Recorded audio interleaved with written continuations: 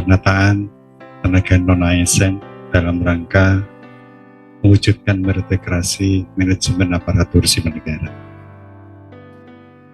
Sebetulnya kalau penataan tenaga non-ASN itu hanya sebagian kecil dari substansi yang diatur di dalam Undang-Undang ASN yang baru.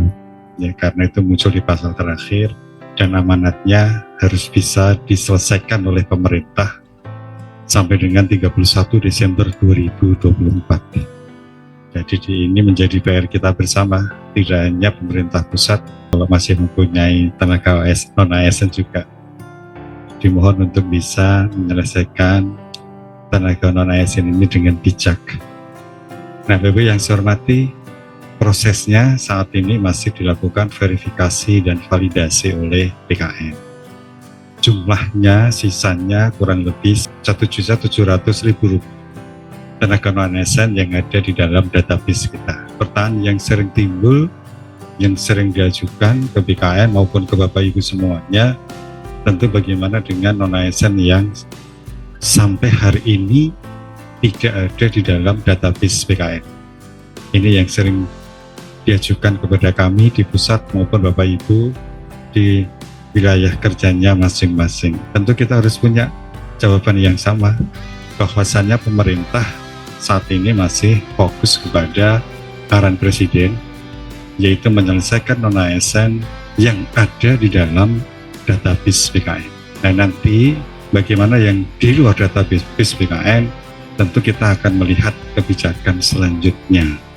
Yang pasti Bapak semuanya, kita menginginkan penyelesaian tenaga non-ASN ini secepatnya, sehingga nggak ada lagi PR bagi Bapak Ibu semuanya, dan lebih fokus pada penerapan pembinaan manajemen aparatur sipil negara menurut undang-undang yang baru. Ini harapan kita. Tadi disampaikan oleh Bu Kakantek Bandung, kita masih dalam penyelesaian manajemen peraturan pemerintah tentang manajemen aparatur sipil negara. Siang nanti insya Allah kita akan melakukan uji publik terhadap rancangan peraturan pemerintah tentang manajemen aparatur sipil negara. Jadi karena arahannya kita harus melaksanakan kebijakan Omnibus Law, maka untuk penetapan PP manajemen ASN ini mengalami kemunduran. Artinya waktunya mundur. Kalau misalnya kita menetapkan satu persatu, satu substansi satu PP, insya Allah ada yang sudah ditetapkan, tapi jumlah PP itu menjadi lebih banyak. Maka ada beberapa PP yang seharusnya sudah ditetapkan, tetapi harus menunggu beberapa PP yang memang sampai saat ini masih perlu mendapatkan masukan dari beberapa pihak, maka perlu dilakukan uji publik. Bapak Ibu yang saya hormati, yang pasti sampai dengan saat ini kita masih menggunakan PP 11 tahun 2011 dan PP 49 ya tahun 2018. Ini menjadi pedoman bagi kita dalam melakukan pembinaan PNS dan P3K.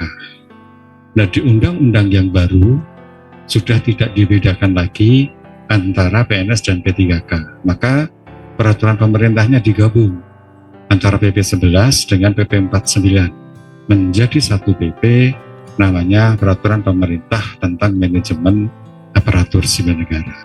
Dengan demikian, maka nanti satu PP itu berlaku untuk PNS maupun P3K. Kalau kemarin ada yang membedakan antara PNS dengan P3K. Yang sering kita ketahui kalau kalau P3K tidak ada karir. Kalau P3K tidak boleh menerima jaminan pensiun dan sebagainya. Nah, tentu dengan adanya penggabungan ini diharapkan hak antara P3K dengan PNS sama. Nah, Bapak yang saya hormati, tentunya ada beberapa yang membedakan meskipun itu tidak berkaitan dengan hak-hak yang diberikan kepada P3K dan PNS. Sampai saat ini kita masih menggunakan peraturan ketika seseorang melamar P3K usianya boleh 1 tahun sebelum mencapai batas waktu tertentu. Kita dulu masih menggunakan batas usia tertentu, mohon maaf, karena belum ada pensiun. Nah, maka besok BUP itu bisa dipakai untuk P3K dan PNS karena memang haknya sama. Kemudian Untuk P3K selama ini hanya boleh mengisi jabatan pimpinan tinggi utama dan madya serta jabatan fungsional. Dimungkinkan ya ke depan nanti P3K pun boleh mengisi jabatan pelaksana. Jadi inilah yang menjadi dinamika dalam pembahasan peraturan pemerintah tentang manajemen aparatur sipil negara. Isu yang strategis saat ini adanya pengalihan kewenangan yang sebelumnya dimiliki oleh KASN dan insya Allah nanti akan diberikan kepada BKN tentang pelaksanaan sistem merit, netralitas, kemudian kode etik dan sebagainya. Kita memang diberikan kewenangan itu karena BKN mempunyai kantor regional dan UPT yang tersebar di 34 provinsi. Salah satunya ada di Banjarbaru. Nah, kami berharap pada Ibu semuanya nanti dukungan supportnya kepada BKN karena delegasi kewenangan yang baru ini memang tidak mudah dan perlu dukungan dari Bapak Ibu khususnya dalam pelaksanaan merit system di instansi daerah. Sebentar lagi kita juga akan melakukan pemilihan kepala daerah secara serentak dan ini wajib dilakukan oleh BKN ketika nanti kita melaksanakan tugas melaksanakan pengawasan netralitas PNS dan pelaksanaan merit system di instansi Bapak Ibu semuanya.